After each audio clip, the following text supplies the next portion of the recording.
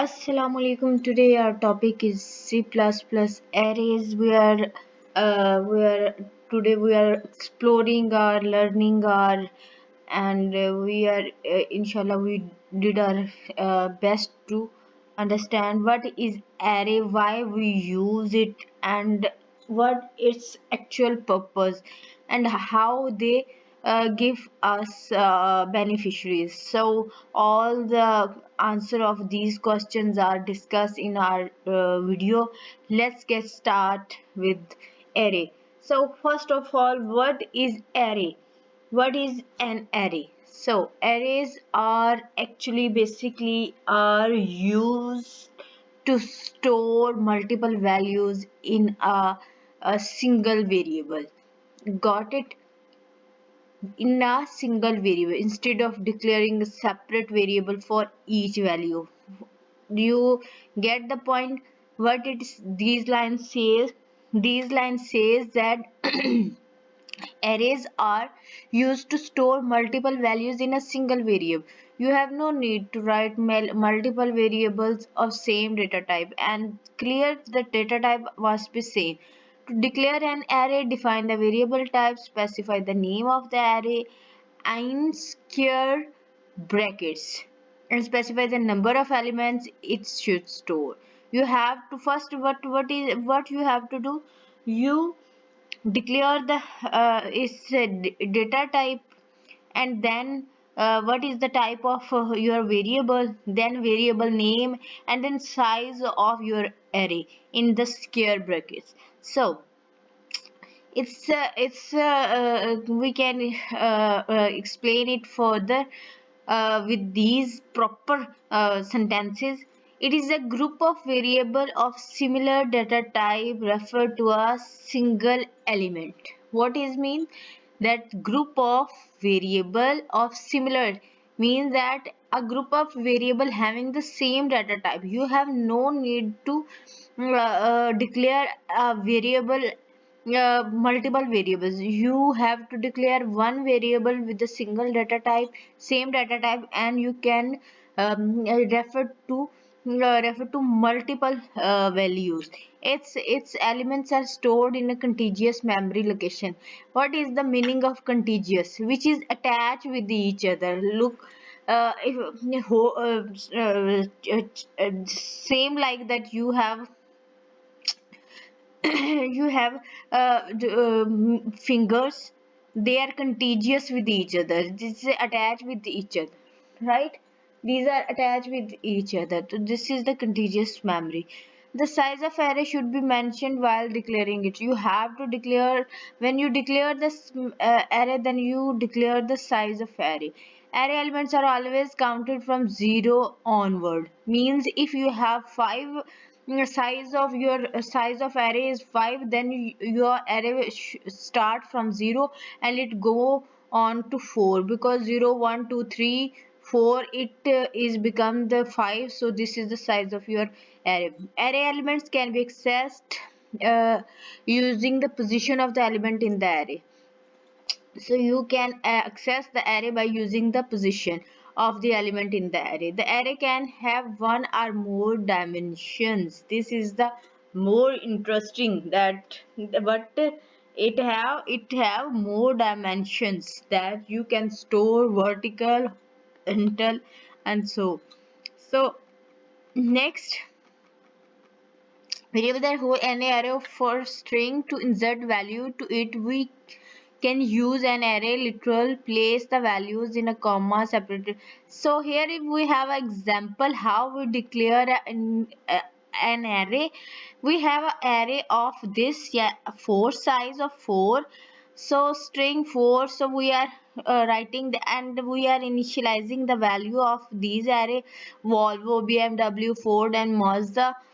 So what we have to do with it means that if you want to access the Volvo, then what you want to was what you have to do, you have to do to print this address, that is 0, array car 0, because at place of 0 Volvo, 1 BMW, and 2 and 3. Okay. Okay, next question we have arrive in our minds. Why do we need array? Okay, the answer is very simple. Why do need array? Because in normal situation we use normal variables and store a which store the data. But if we need a large amount of data to store, then what we do? That time we use array. When your requirement is large, you are storing the data is large, so then that time you use array.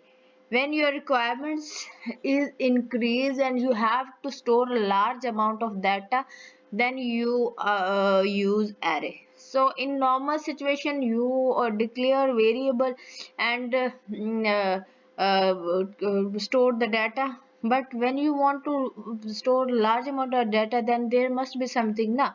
If you want to cook the 10 kg of rice, you cannot cook in your regular patila. You can use a large big one patila to cook that same here. If you store the data, normal data, you use simple variables. But if you want to store a large amount data, then you use array. So simple is this. And now we have the next is advantages of array. Yes. Who told me that? What is the advantages? Simple. We have their code. This is code optimization and random access. So first of all, we discuss about code optimization. So what it means? It means that you can retrieve or sort the data efficiently because your data is stored already. So you can sort it efficiently and you can retrieve. If something is in bulk, you cannot retrieve it in an efficient way. But if something is arranged are indexed or stored in some sequence, your efficiency becomes more, and you retrieve data in within some seconds. So it enhance or increase efficiency. Code optimization. Okay, next random except we can get any data located at any index position in array.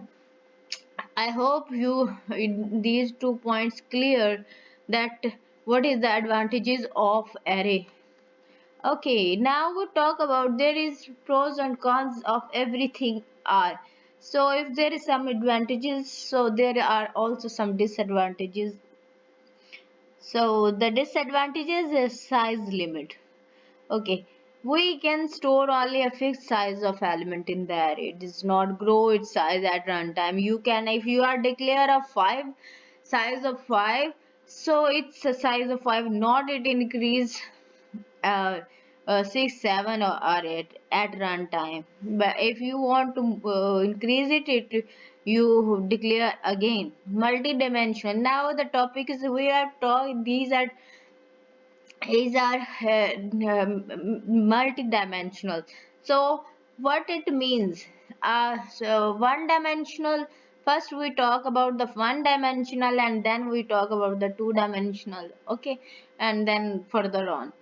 First of all, when we are storing the data in a some column form in some vertical, then it is a one dimensional. You have to print your data, and that is. And when if you want to print the data in some order, in some tabular form, then you use a multidimensional array. A multidimensional array can be termed as an array of arrays that stores homogeneous data in a tabular form. First of all, homogeneous. What is the meaning of homogeneous?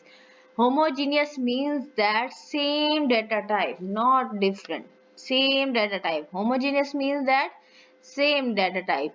Okay. in tabular form. What is the meaning of tabular form? Tabular form means that in table form. That means, what is the table form? Table form is in the form of column and rows. Your data is stored in the form of column and rows.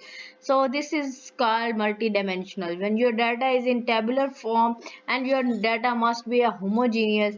So okay, data in multidimensional arrays are stored in row measures order. Oh, see, this is the practical thing. When we did practicals, then you clear, inshallah. Then your concept become more clear. But for the theoretical purpose, this is great. The definition and all the stuff related to this and these notes. Okay, the general form of declaring the n-dimensional or multidimensional arrays. So first of all, data type, array name, and the size of your data. So what is the data type? Name. For example, you have data type string, and array name is something like classes, and the size give the you give the sizes of other.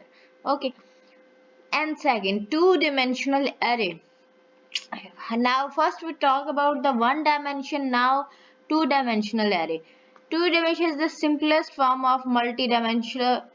So we can see two-dimensional array as an array of one dimensional is understanding. So what it means that this is the simplest form of multi-dimension, because there is no only a rows and columns that uh, in tabular you have to see. It's great and so much. You know about the matrix. About the matrix you read about or learn about in your math subject. So the multidimensional array is a matrix. Okay, next we have an example to discuss. Array with three rows and two columns. So this is a multi-dimensional. This is the two-dimensional. Two-dimensional is a multi-dimensional. Okay, so this is, if you're saying that multi-dimensional or two dimensions, so no issue. It's a subset of multi-dimensional. Two-dimensional is array with three rows and two columns. So how you can write the three rows and what is the column? The first is showing that the rows and the second is showing that the column. So first array stored the 0 of 1 and 1, and the next is 2 and 3 and 4 and 5. Okay, how it can be, how it give you the we execute it and declare it like this, because I told you that we use nested loops in our arrays, and uh, something like to print patterns, or when you want to print something in a table form, then you use nested in. First row is controlling the rows. First loop is controlling the row. See that first loop is controlling the your first loop is controlling the row, and the second loop is controlling the second loop is controlling what? Second loop is controlling the column. So first of all, the condition was checked. I is equal to this and I is less than or equal to 3, and we initialize here, and then we move toward the next. If this condition is true, then we move to next. Come to here, j is this. Now condition is true and the control move to the next. Int j is equal to 0 and j is less than 0 is less than or equal to 2, and then the control move to the body of this. So the body of this, what it tell us is see out at this. Okay, at x what x is your array, name of array, and so it's print. Okay, the final output of this program is this. At first place 0, at 001 place 1 at 1 row row 0 column store 2 at 1 row 1 column store 3 at 2 row 0 column store 4 at 2 row 1 column store 5. This is all about your uh, multidimensional. I hope you understand and keep watching my videos. Thank you.